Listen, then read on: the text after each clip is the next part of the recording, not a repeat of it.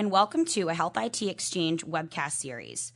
Today, we're going to hear from Reda Chouffani, VP of Development, Healthcare Solutions for Biz Technology Solutions. Today, he's going to be speaking to us about accountable care organizations and the implications on healthcare IT. Reda, when you're ready. Thank you, Jennifer, for having me today. I'm excited to be here with you and the listeners talking about accountable care organizations. As many of you already know, we've been hearing a lot about ACOs, and especially most recently with the release of the proposed ruling on March 31st of this year. So during today's topic, we're going to look at several different items. The list that we're going to cover will consist of the following in the next slide. And basically, we're going to go over the ACO definition, the concept behind ACO, some of the core features of an accountable organization, as well as the different measures that are going to be in place or have been proposed. Then we're going to cover a little bit about the meat and potatoes of how the collaboration is going to work and the actual technology framework. And of course, we're going to have a look at some of the healthcare reforms and all the different things that have been happening in the past few years in our upcoming. And then we're going to conclude the session with a little bit of some thoughts as far as how ACOs are going to impact us. So without further ado, what is an ACO? Well, as you can see in the illustration here that I have, an ACO is a group of caregivers working together. They're basically sharing the responsibility for quality of care and the cost for a group of patients. Some of the stakeholders that are participating would be physicians and providers from hospitals, primary care, multi-specialty groups, home health services, and other caregivers. And they're basically working within one or multiple ACOs. An ACO can also be defined as a group who is associated with a set of patients based on population selection. So let's review the concept behind this type of organization. An ACO is going to focus on several different critical items. First is creating the accountability amongst a group of providers for the cost and quality of care for a set of patients, focusing on improving the health of the population by helping and managing, for example, a chronic disease, improving efficiency amongst physicians through digitizing patient medical records, and of course, maximizing efficiencies to be able to reduce operational cost and the cost on the payer side. In this case, is Medicare to start. So this really boils down to having a newer approach to slowing the rise in healthcare costs and looking for ways to improving the quality of care. And the way to achieve that is basically by creating a new system that will allow the integration of local physicians with other members of the healthcare system and basically rewarding them for controlling costs and improving quality. So the next area that we will need to review is basically the core features of an ACO. And I'm going to cover about 3 of them in this session. First is the designated care teams. And these consist of either hospital physician-led ACOs. It's basically a group of providers that are going to collaborate on patient care. Another item that is new is the actual payment model that's being proposed as part of the ACO. And under this one, there are a couple of options to look at. The first one is the one-sided model savings or shared savings model under the ACO. And basically, this is where the physicians are going to get paid and split the savings that Medicare is going to realize without having any risks involved. The next option, which is a little bit more of a risk-taken ACO arrangement, is a two-sided model. And this one is basically where the organization is going to take the financial responsibility for all inpatient and outpatient care, and they can profit by meeting the quality goals. But of course, they're sharing some of the risks in that model as well. Now, keep in mind that a single ACO can, in fact, engage in both kinds of contracts if they choose. The last feature is the actual performance measurement. Now, several measurements have been detailed in the recent proposed ruling for an ACO. And as you'll see in the next slide, we're actually going to discuss a little bit more in detail of what they consist of. So here there are several measures that an ACO will utilize to report on the performance. The categories are as follows. The outcomes, where there are some measurements of, for example, participating in public reporting. And just to pick an example in this case, we want the ACO to report, for example, any disease outbreak, and that will help have an overview of the entire population as different ACOs report, and the CDC can actually be able to use that information to analyze some of the outbreaks. Another one would be the emergency department room use. And that, of course, the focus will be is measuring the decrease of such visits. And the next one is the preventative lower admission rate by encouraging safer practices in hospitals to reduce the admission in the emergency room or in the hospital due to hospital infections. The next one is patient experience category. And in this area, we can look at the patient surveys, patient satisfaction, as well as the overall patient adoption.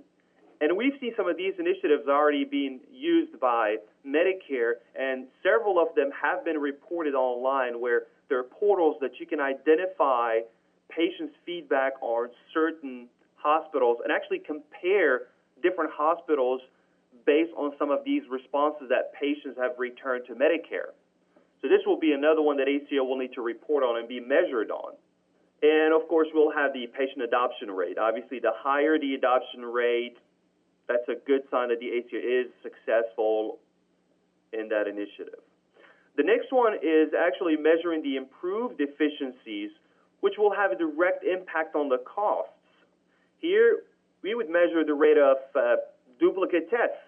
Ideally, there will be less now that there's coordination of care.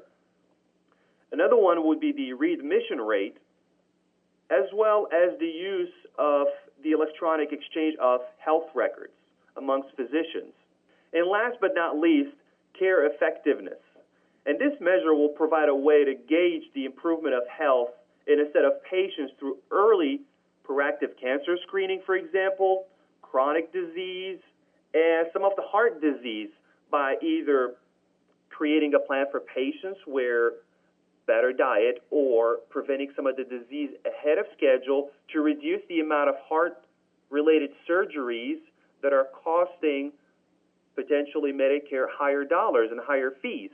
So being preventative and reducing some of those diseases ahead of time will definitely help. So the next slide, we're going to review how all these things come together under an ACO and how physicians can work together to ensure not only to deliver on improved care, but also be able to measure. We will need to discuss how we can facilitate all these different things, keeping in mind that physicians will most likely be working on different systems, especially if you have a mix of hospital physicians as well as private practice and engaging in one ACO. So the question that we will need to define here is, what are some of the infrastructure requirements to ensure an effective platform for these caregivers to function and, of course, sustain this new business model? With meaningful use, we have been able to see many, if not almost all, organizations who were intending and becoming meaningful users upgrade, in some cases even replace their EHR with some product that's actually certified by the UNC. And, of course, the bodies that the UNC defined as the certifiable bodies there.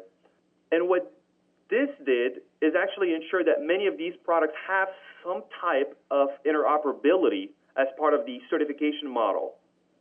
While we're still, of course, not at stage 2 or 3 of meaningful use, where the actual exchange of electronic medical records is being done, this is still one small piece for an ACO that they need to have in order to start seeing patient and actively engaging into these services. So because the ACO will face a lot more complex challenges where they're required not only to exchange the records, but to also track several different things other than the health records. Just to give few examples, ACOs will need to track referrals, physician participation, credentialing, reporting on specific data that is not required from meaningful users, and scheduling, and of course collaborating on care for these patients. And because we have different entities participating, primary care physicians, specialists, and as well as patient engaging in looking for access to their chart, it's going to be a very challenging task for the ACO to create this framework. So look at this next slide. The following is the technology framework that an ACO will operate under. As you can see from the center, we have the ACO working with clinical information exchange. Then on the right-hand side, we have performance measurements, and we have participation with CMS reporting or other commercial payers down the road that might come back with a similar model that we will need to report on. We will also have the ability, we will need the ability to track referrals, payment distribution systems.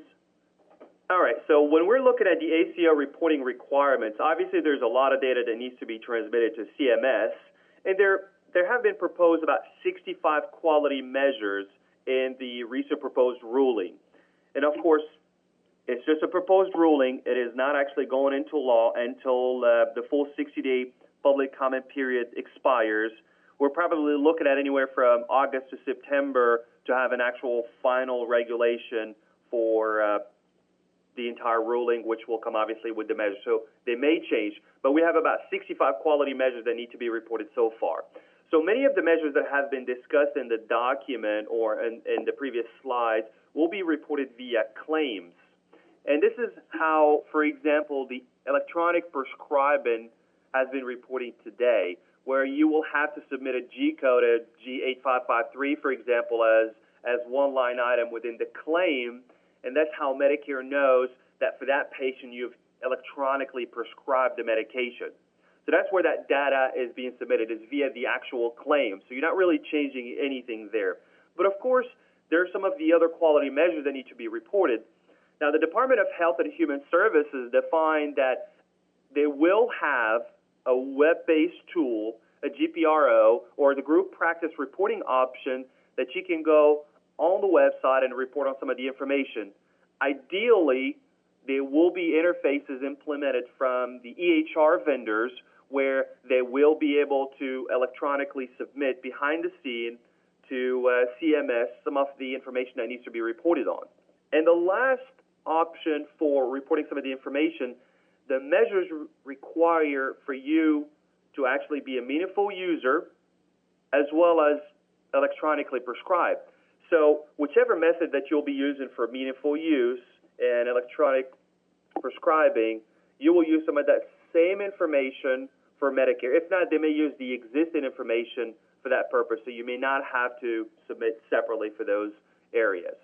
Now, in the next slide, we're going to look at some of the different healthcare reforms that we have seen in the past few years and some of which will come down the road.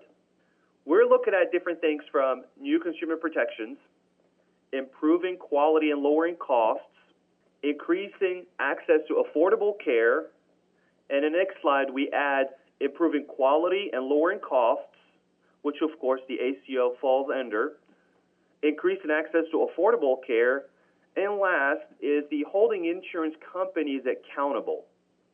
So those were some of the laws that have been implemented or bills that we have seen pass, and we will continue to see in the upcoming years. So ACOs, as I mentioned earlier, is really not a new concept. Several other initiatives have been attempted in the past, some of which are, as a matter of fact, still in existence. Just to name a few, we have the HMOs, the IPOs, and the PHOs. ACO physicians are accountable for the outcomes and expenditures of their assigned population, and they're basically tasked to collaborate on improving care to reach cost and quality targets for Medicare and potentially other commercial payers. So despite the clear vision for what an ACO is, still many of the pilot programs have faced different challenges, some of which are how to acquire the capital needed for the technology infrastructure. We still have the operational expertise that is needed, sustainability, as well as achieving the desired outcome with patients. So the road is long, and there's still many uncertainties, but it only makes sense for our healthcare to go forward with more accountable care and improved quality outcomes. Thank you so much, Reda. Please be sure to leave your comments here, or please direct any questions that you have to the Health IT Exchange Q&A forum.